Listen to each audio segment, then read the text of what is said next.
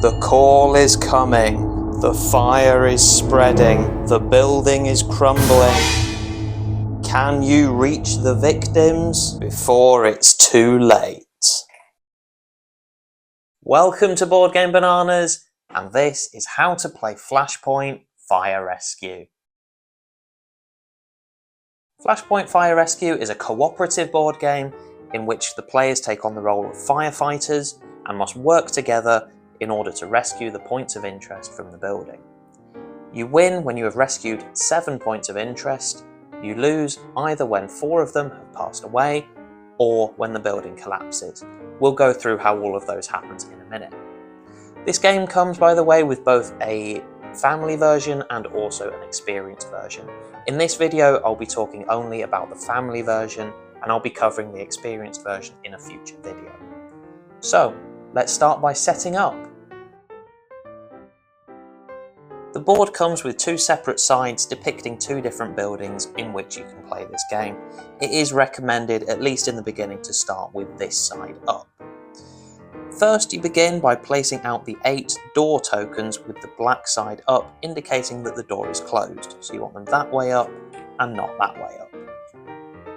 Next, place the fire tokens as shown here. Next, you need to prepare the point of interest tokens, which are the ones denoted by the question mark. You'll notice that a lot of them are blank, and those indicate false alarms where the firefighters thought there might be somebody that needs rescuing, but it is a false alarm. You'll notice that here there are some people, there is also a dog, and there is supposed to be a cat, but regrettably I've played this game so many times that the cat token has been misplaced. We like to think of it as the cat has run away because the building is always on fire. But for this game, what you'll need to do is place 2 of the people tokens and 1 of the false alarm tokens back in the box, as they won't be needed in this game. Then shuffle the remaining points of interest tokens and place 1 here, 1 here, and 1 here. But be careful to not see whether or not they are false alarms. Finally, each player takes a coloured firefighter piece of their choice and places it wherever they like on the outside of the building. And at that point, we're now set up and ready to play. So without further ado, let's go through the gameplay. Gameplay works in 3 different phases. First there's the action phase, then the advanced fire phase, and then finally you replenish the points of interest. Let's go through each of those in turn.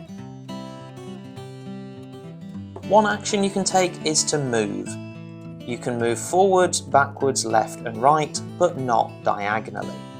And it takes 1 action point to move 1 square. However, if you move onto a square that has a fire token already on it, that will cost you 2 action points. And remember, you cannot end your turn on a square that has a fire token, so make sure you have enough remaining action points to leave for a different square. When you move onto a square that has a point of interest, that point of interest is then immediately revealed. If that was a false alarm, simply place it by the side of the board. However, in this case, it's a person, and that means that that person needs to be rescued. You can carry this person with you, but moving to an adjacent square rather than costing you 1 action point will then cost you 2 action points. This fits with the theme because of course you move a bit slower when you are carrying somebody. Once you have carried 7 victims out of the building, then congratulations, you are the winners. You can also open and close these door tokens. It takes 1 action point to open a door, another action point to then move through, unless of course the square you're landing on is on fire, and it would take another action point to close the door. Furthermore, if a firefighter wishes to move through a place with a wall, each firefighter is actually carrying a huge hidden axe. Basically, you can chop down this wall, place 1 black cube on it, and that will cost you 2 action points. When there are 2 black cubes in the wall, that wall is considered removed, and then a firefighter can move through it as normal. Please beware that if a firefighter can go through an open space, that means fire can as well. Finally, you guessed it, we're firefighters, and that also means that we can spend action points extinguishing some flames. It takes 1 action point to turn fire into smoke, and it takes another action point to completely extinguish the smoke. Firefighters can extinguish flames or smoke that are adjacent to them, again not diagonally. And it goes without saying that you cannot extinguish fire if there is a solid wall in between. All possible actions, as well as how many action points they cost, are neatly summarised on the action card. Do note that on this card, some of them are written in yellow. Those are only used in the experienced version of the game, and when you're playing this family version, you can ignore the ones written in yellow. One of the things I really like about this game though is that you don't actually need to use all 4 of your action points each turn. You can basically save your energy, as it were, for future turns. When you're doing that, take a green token for each energy point that you're saving, each action point that you're saving I should say, and bear in mind that at the end of your turn you can have a maximum of 4 of these green tokens saved up. When it's your next turn, if you have green tokens, then that basically means you get more than 4 action points if you wish to use them. Advance the fire by rolling the 2 dice and placing a smoke token on the place that corresponds to the 2 numbers. If smoke is ever placed directly adjacent to fire, that smoke immediately turns to fire. This can then have a knock-on effect for other adjacent pieces of smoke. However, if you roll so that you would end up placing a smoke tile on a place that is already on fire, then the bad news is you've just had an explosion. So if this square is exploding, that radiates in all 4 directions. What can happen then? In this direction the square is empty, so that square is now on fire. In this direction there is a closed door in the way. That door is then completely blown off and is no longer there, and this space is then completely open. In this direction there is a solid wall. That would then take 1 point of damage. Next to it is another piece of fire. You then continue until you have either a blank space or a wall or a door, and then you perform the appropriate action. If you're very unlucky, these explosions can have very unwanted consequences. If in this case you roll a 2 and a 2, that means you're infecting this square, which means an explosion would occur. If we start by looking what happens this way, that one's already on fire, then there's a wall, so we place a damage token there. This way, same thing, a damage token goes there.